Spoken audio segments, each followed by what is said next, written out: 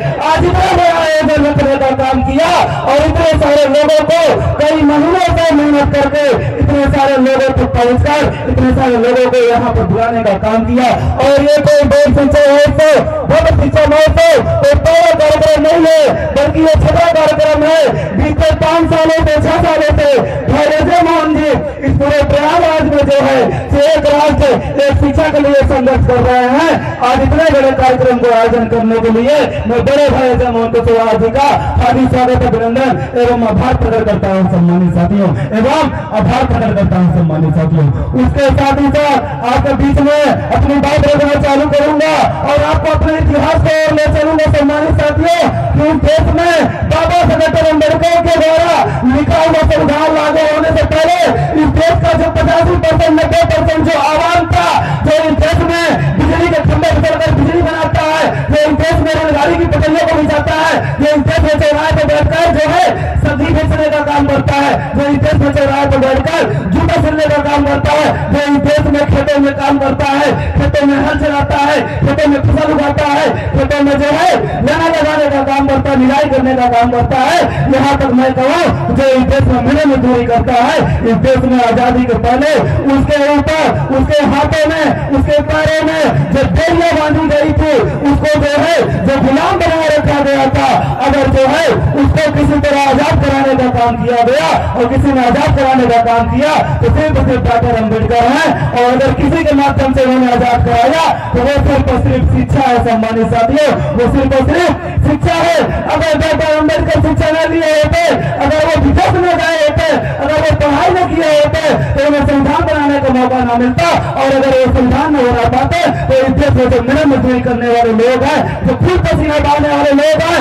जिन्होंने इस देश को चलने लायक बनाया, जिन्होंने इस देश को चलाने का काम किया, जिन्होंने इस देश में काम किया, मेहनत किया, मजदूरी किया, उनको कभी समानता न मिलता, उनको कभी बराबरी न मिलती, उन्हें कभी पढ़ाई लिखाई करने का मौका न मिलता, उन्हें कभी मान सम्मान दिलाने का मौका न मिलता, उनको अच्छे कपड़े पहनने का मौका न मिलता, उनको विद्यालय जाने का मौका न मिलता, उनको विश्वविद्यालय जाने का मौका न मिलता। क्योंकि सम्मानित साथियों, इस देश का इतिहास रहा है कि इस देश में जहाँ से जानवर पानी पी सकता था, वहां से हमारे और आप जैसे लोग पानी नहीं पी सकते थे। हमारे और आप जैसे लोगों की जिंदगी जानवरों से भी बदतर थी, लेकिन उस जिंदगी से किसी ने निकाल कर हमें इंसान बनाया तो डॉक्टर अम्बेडकर, बिरसा फुले साहब अम्बेडकर से यार माने उसका फांसी रहा। लेकिन सम्मानित साथियों, आज के हमारे इस कार्यक्रम का जो विषय है वो शिक्षा है। मैं आपसे कहना चाहूंगा कि एक बच्चा एक विद्यालय में जाता है, वहां पर उसको पढ़ने नहीं दिया जाता है, सबके साथ बैठने नहीं दिया जाता है, तो बच्चा दुखी होता है और दुखी होता है तो अपने घर आता है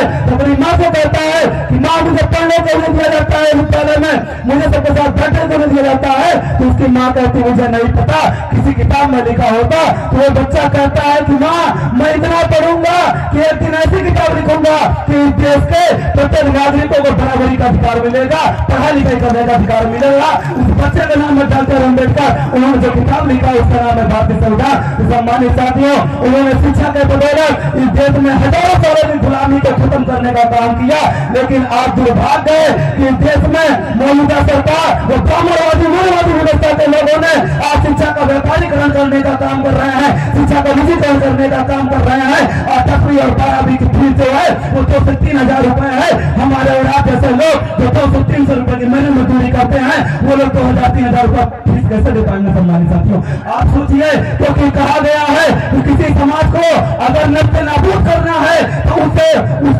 सब कुछ दे दो, लेकिन उससे शिक्षा छीन लो। आज हमसे शिक्षा छीनी जा रही है। हमको 5 किलो राशन तो मिलता है मुफ्त में, हमको 5 किलो राशन तो मिलता है मुफ्त में, लेकिन हमारे बच्चों को शिक्षा नहीं मिल पा रही है। क्योंकि वो जानते हैं कि अगर हम शिक्षा देंगे तो जो है ये लोग जागरूक हो जाएंगे, ये लोग सवाल करेंगे, ये लोग अपने अधिकार हमें शिक्षा से दूर किया जा रहा है। लेकिन सम्मानित साथियों, बाबा साहब ने कहा कि शिक्षा वो पानी का दूध है जो जितना पिएगा उतना दहाड़ेगा। हमें और आपको शिक्षा लेने की जरूरत है। यहाँ पर माताओं से बुजुर्गों से सबसे कहना चाहूंगा कि आपकी मजबूरी नहीं होगी, आपने नहीं पढ़ पाया, आपके यहाँ पैसे ना रहे होंगे, आपको शिक्षा नहीं मिल पाई, आपके यहाँ विद्यालय जा रहा होगा, आपको शिक्षा नहीं मिल पाई, आपके घर के लोगों ने नहीं पढ़ाया होगा, आपको शिक्षा नहीं मिल पाई। लेकिन मैं आपका बेटा, आपका भाई, आपसे अनुरोध करता हूँ आज इन धर्म शिक्षा महोत्सव के कार्यक्रम में कि जो है कपड़े कम पहनना,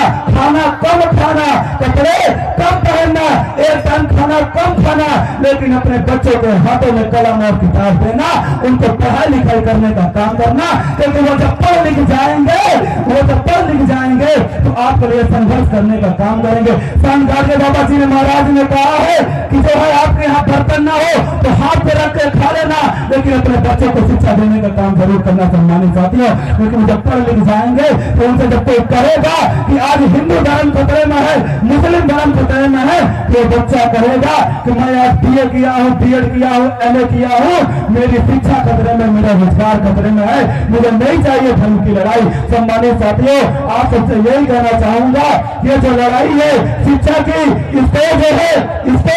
कामयाब करना पड़ेगा। आज एक राष्ट्र एक शिक्षा के लिए हमें संघर्ष करना पड़ेगा, क्योंकि हम लोगों के बच्चे प्राथमिक विद्यालय में पढ़ते हैं, जिसमें न तो टीचर आता है, न तो कोई पढ़ाने का काम करता है, लेकिन इस देश के IAS PCS के बच्चे, इस देश के नेताओं के बच्चे, यहाँ के जो है जो विधायक और सांसद के बच्चे हैं, वो कॉन्वेंट स्कूलों में पढ़ते हैं, जहाँ पर लाखों रुपए की फीस है, जहाँ हमारे यहाँ जैसे लोग नहीं पढ़ सकते। तो आज एक राष्ट्र और एक शिक्षा की जरूरत है, और उसके लिए भाई अजय मोहन कुशवाहा जी करीब 6 से 7 सालों से संघर्ष कर रहे हैं। मैं इस संघर्ष में भीम आर्मी के माध्यम से भाई को इसका पूरा से पूरा सहयोग करने का काम करूंगा, और आने वाले समय में इस प्रयागराज की धरती पे मनुवाद हो, ब्राह्मणवाद हो, कोई भी ताकत हो, वो जो है बहुजन समाज के खिलाफ आग नहीं उठा सकती। अगर वो आग उठाने का काम करेगी तो उसको मजदूर जवाब देने का काम करेंगे, क्योंकि यह देश हमारा है, हमारे महापुरुषों ने इस देश में बलिदान दिया है, हमारे महापुरुषों ने इस देश को बचाने के लिए अपने जान दी है।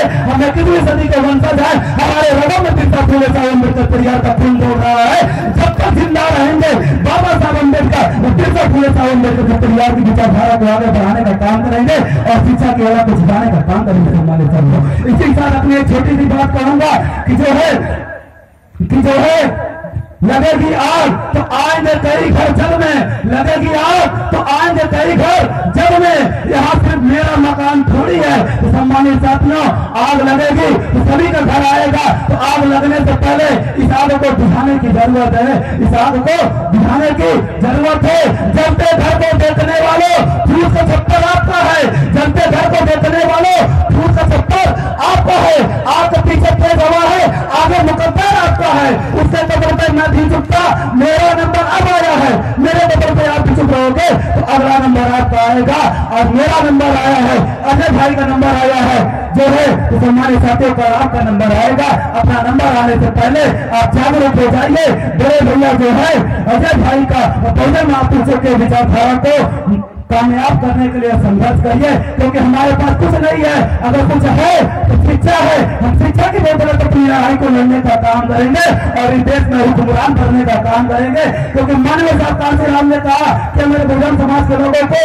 बहुजन समाज के लोगों तुम हुक्मरान बनो, क्योंकि हुक्मरान समाज के लोगों का अन्याय अत्याचार नहीं होता, तो हुक्मरान करने की जरूरत है। हुक्मरान तभी बनेंगे जब पढ़ लिख जाएंगे। बाबा साहब ने कहा कि शिक्षित बनो, संगठित रहो, संघर्ष करो, जब शिक्षित होंगे, संगठित होंगे, तभी संघर्ष कर पाएंगे। इसी के साथ जो है